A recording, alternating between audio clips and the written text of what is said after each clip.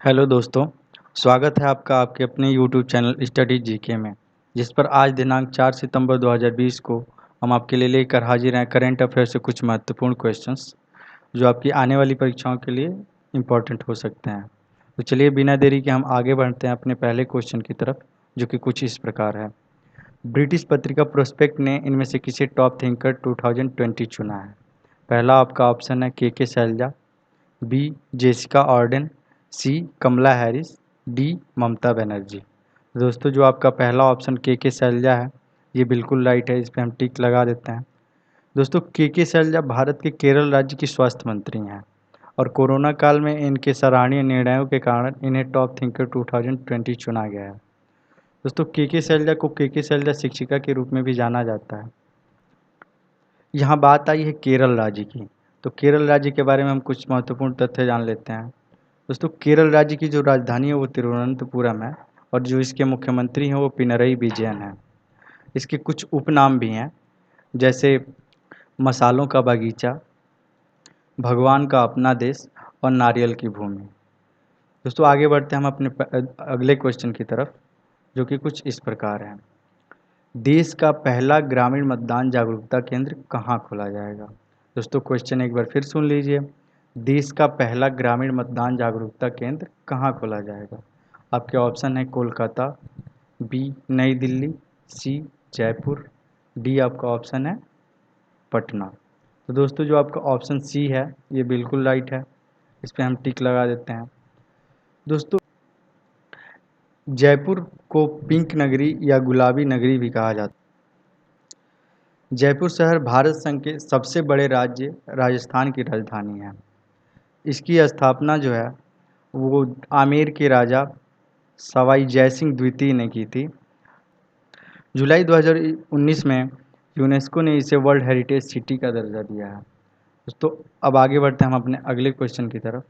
आगे बढ़ने से पहले हम आपसे एक रिक्वेस्ट ये करना चाहेंगे कि अगर आपको हमारी ये वीडियोज़ पसंद आ रही हों तो प्लीज़ इसे लाइक, सब्सक्राइब और शेयर ज़रूर करें और कमेंट करके हमें बताएं कि आपको हमारी ये वीडियोज़ कैसी लगी। दोस्तों हमारा अगला क्वेश्चन है, GI 2020 में भारत ने कौन सा स्थान हासिल किया है?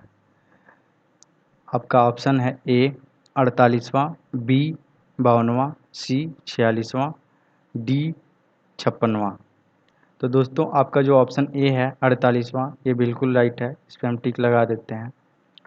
इससे पहले जो था भारत 52वें स्थान पर था और उसने 4 पायदान छलांग लगाकर 48वां स्थान प्राप्त किया है। दोस्तों जीआई का फुल फॉर्म होता है ग्लोबल इनोवेशन इंडेक्स, इसे वीपो जारी करता है। वीपो मीन्स WIPO, जिसका फुल फॉर्म है वर्ल्ड इंटेलेक्चुअल प्रॉपर्टी ऑर्गेनाइजेशन, यानी विश्व बौद्धिक संपदा संगठन। इस बार स्विट्ज़रलैंड, स्वीडन, अमेरिका और यूनाइटेड किंगडम और नीदरलैंड शीर्ष पर हैं। दोस्तों आगे बढ़ते हैं हम अपने अगले क्वेश्चन की तरफ।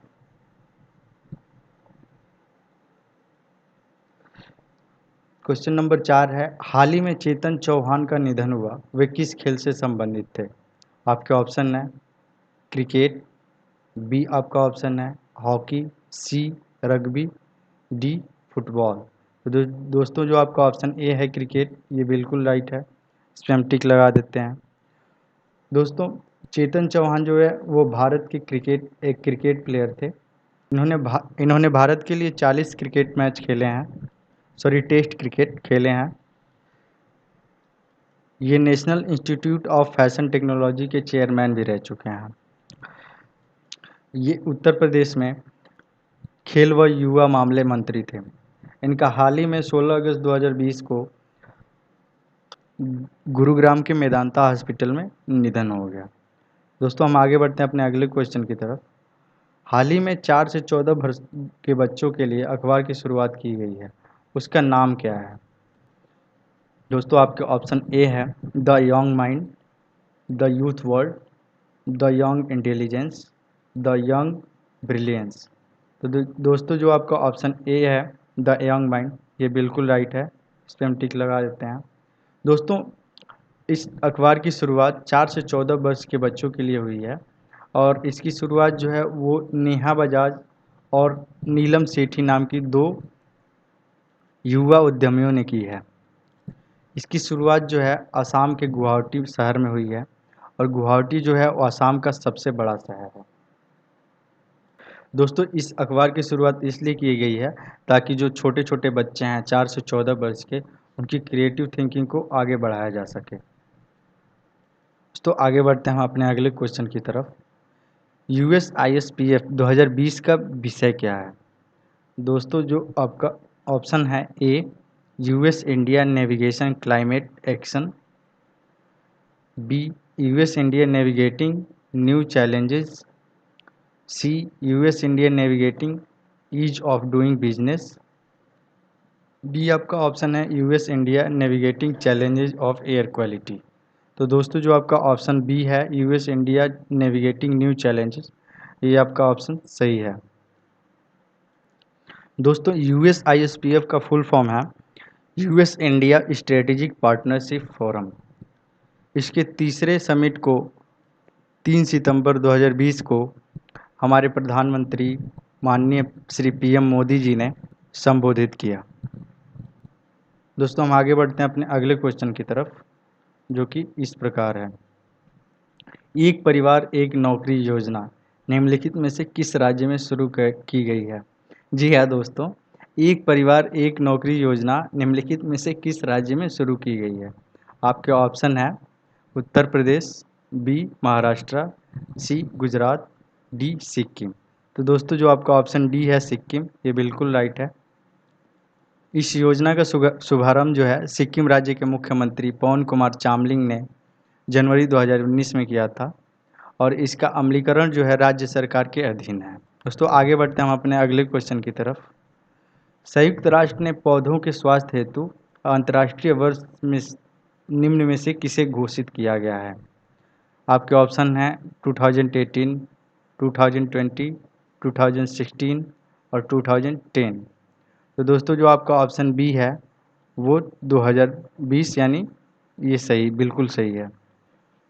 पौधों के स्वास्थ्य हेतु अंतर्राष्ट्रीय वर्ष 2020 को घोषित किया गया है।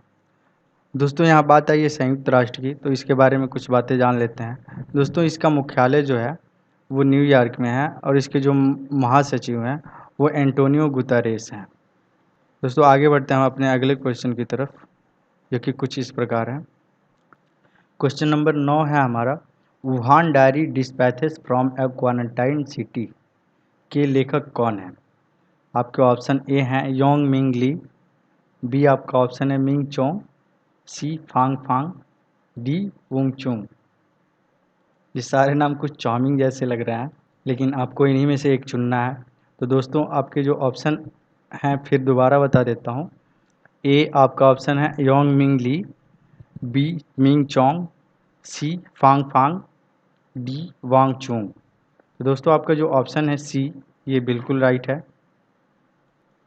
दोस्तों इसका अंग्रेजी में अनुवाद किया गया है और वुहान डायरी एक ऑनलाइन डायरी है जो चीन के लेखक फांग फांग द्वारा वुहान चीन में कोरोना वायरस रोग के प्रकोप के केंद्र को रोकने के लिए और उसे फैलने से रोकने के प्रयासों के लिए और चीन के वुहान के लोगों के जीवन के बारे में लिखी गई है कि उनके ऊपर कोरोना वायरस के दौरान क्या क्या आप बीती हुई हैं, क्या क्या सिचुएशंस हुई हैं जो उन्होंने झेला है। दोस्तों हम सभी जानते हैं कि कोरोना वायरस के दौरान हम सब ने क्या झेला है, लॉकडाउन में कितनी परेशानियां हुई हैं। ये सारी कहानी इस वुहान की डायरी में लिखी गई है। दोस्तों हम आगे बढ़ते हैं अपने अगले क्वेश्चन की तरफ। मनी ऐप किस बैंक द्वारा लॉन्च किया गया है? दोस्तों क्वेश्चन हमारा फिर सुन लीजिए। मनी ऐप किस बैंक द्वारा लॉन्च किया गया है? आपके ऑप्शन है SBI, बी आपका ऑप्शन है RBI, सी आपका ऑप्शन है PNB, डी आपका ऑप्शन है कोटक महिंद्रा। तो दोस्तों इसका जो ऑप्शन ए है, सॉरी बी है RBI, ये आपका ऑप्शन बिल्कुल सही है। दोस्तों ये जो मनी ऐप है ये दृष्टिबाधितों को पैसे की पहचान करने के लिए इसकी शुरुआत की गई है। दोस्तों हम बात कर लेते हैं RBI के बारे में। जो RBI के जो मौजूदा गवर्नर हैं वो शक्तिकांत दास हैं और जो RBI का मुख्यालय है मुंबई महाराष्ट्र में है। दोस्तों आरबीआई की स्थापना जो है 1 अप्रैल 1935 को हुई थी। दोस्तों हम अब आगे बढ़ते हैं अपने अगले क्वेश्चन की तरफ, जो कि कुछ इस प्रकार है। लोसार महोत्सव इनमें से किस राज्य में मनाया जाता है? आपके ऑप्शन हैं उत्तर प्रदेश, बी मध्य प्रदेश, सी अरुणाचल प्रदेश, डी हिमाचल प्रदेश। तो दोस्तों जो आपका ऑप्शन डी है हिमाचल प्रदेश, ये बिल्कुल सही है। दोस्तों लोसार जो है वो एक तिब्बती भाषा का शब्द है जिसका अर्थ है नया वर्ष। इस साल जो है यह त्यौहार हिमाचल प्रदेश की लाहौल घाटी में मनाया गया है, धर्मशाला नाम की जगह पे, जो कि एक बहुत ही खूबसूरत जगह है, आपको वहाँ विजिट करना चाहिए। त्यौहार की जो खास विशेषता है वो एक छम नृत्य है। त्यौहार के दौरान प्रत्येक दीपक के साथ बुद्ध के ज्ञान का प्रतीक लामाओं द्वारा मक्खन का दीपक जलाया जाता है। दोस्तों हम बात यहाँ कर रहे हैं हिमाचल प्रदेश की, तो इसके बारे में कुछ तथ्य जान लेते हैं। तो जो हिमाचल प्रदेश है वो उत्तर पश्चिम भारत में स्थित एक राज्य है। इसे देवभूमि भी कहा जाता है और इसकी राजधानी जो है शिमला है और दूसरी राजधानी जो इसकी है वो धर्मशाला है। इसका जो सबसे बड़ा शहर है वो शिमला है। और हिमाचल प्रदेश का जो गठन है वो 25 जनवरी 1971 को हुआ था। वर्तमान में जो इसके मुख्यमंत्री हैं वो जयराम ठाकुर हैं। दोस्तों अब हम आगे बढ़ते हैं अपने अगले क्वेश्चन की तरफ, जो कि कंप्यूटर से रिलेटेड है। कंप्यूटर में डेटा किसे कहते हैं? दोस्तों आपके जो ऑप्शन है ए चिन्ह को, बी संख्याओं को, सी दी गई सूचनाओं को, डी चिन्ह व संख्यात्मक सूचना को। तो दोस्तों जो आपका ऑप्शन डी है चिन्ह व संख्यात्मक सूचना को कंप्यूटर में डेटा कहते हैं। इस पर हम टिक लगा देते हैं। दोस्तों यहाँ चिन्ह व संख्यात्मक सूचना का मतलब हुआ प्रोसेस करने योग्य जो उपलब्ध सारी जितनी भी सामग्रियाँ हैं, जो भी डेटा हैं, उन्हें कंप्यूटर में डेटा कहा जाता है। आमतौर पर जो है बिना संशोधित किए डेटा को हमारे लिए उपयोग में लाना बहुत ही मुश्किल होता है और कंप्यूटर का कार्य इन असंशोधित डेटाओं को प्रयोगकर्ता के लिए यानी हमारे लिए उपयोगी बनाना है। दोस्तों डेटा का मतलब यह हुआ कि यह एक ऐसी सूचना जो जिसको किसी मोबाइल में या कंप्यूटर में या किसी सीपीयू में उसकी मेमोरी में स्थान दिया जाता है तथा किसी प्रोग्राम को शुरू करने की गति देने और स्थगित करने के कार्य में डेटा की को एक माध्यम के तौर पर प्रयोग में लाया जाता है। जो डेटा शब्द का पहला उपयोग है वो 1940 में अंग्रेजी में किया गया था। तो दोस्तों आज का जो सारे क्वेश्चंस हैं वह यहीं समाप्त होते हैं। अब हम बढ़ते हैं आपके अपने अगले वक्तव्य की तरफ, जो कि हमारा अगला विचार है। अगर आप उड़ नहीं सकते तो दौड़ो, और अगर आप दौड़ नहीं सकते तो चलो, और अगर आप चल भी नहीं सकते तो रेंगो, लेकिन कभी रुको मत। दोस्तों कहने का मतलब ये है कि आप जो भी काम कर रहे हैं, मान लीजिए आपको उस काम को करने में थोड़ी बहुत परेशानियां आ रही हैं, तो आप उसको थोड़ा थोड़ा कीजिए, लेकिन ज़रूर कीजिए। आप उसके लिए रुकिए मत, क्योंकि अगर आप रुक जाएंगे तो वो काम भी रुक जाएगा। और अगर आप निरंतर चलते रहेंगे तो कभी ना कभी आप उस जगह पे अपनी मंजिल पे पहुंच ही जाएंगे। तो दोस्तों किसी भी काम को करने के लिए कंटिन्यूटी ज़रूरी है, इसलिए अपने काम में जो भी आप काम कर रहे हैं उसको अपनी लगन, मेहनत और कठिन परिश्रम के साथ लगातार करते रहिए। ईश्वर और ऊपर वाला आपकी सहायता ज़रूर करेगा, आपके साथ है। ईश्वर उसी का साथ देता है जो अपना साथ देते हैं। धन्यवाद। दोस्तों इसी के साथ हम अपना आज का वीडियो यहीं समाप्त करते हैं। आपको ये वीडियो कैसी लगी हमें ज़रूर बताएं। आप अगर आपको ये वीडियो अच्छी लग रही है तो अपने दोस्तों, यारों, रिश्तेदारों के साथ ज़रूर शेयर करें और उन्हें सब्सक्राइब करने को बोलें। और हमें कमेंट करके बताएं कि आपको और कैसे कैसे क्वेश्चनों की ज़रूरत है, जिसका आंसर हम आपको प्रोवाइड कराएंगे। धन्यवाद।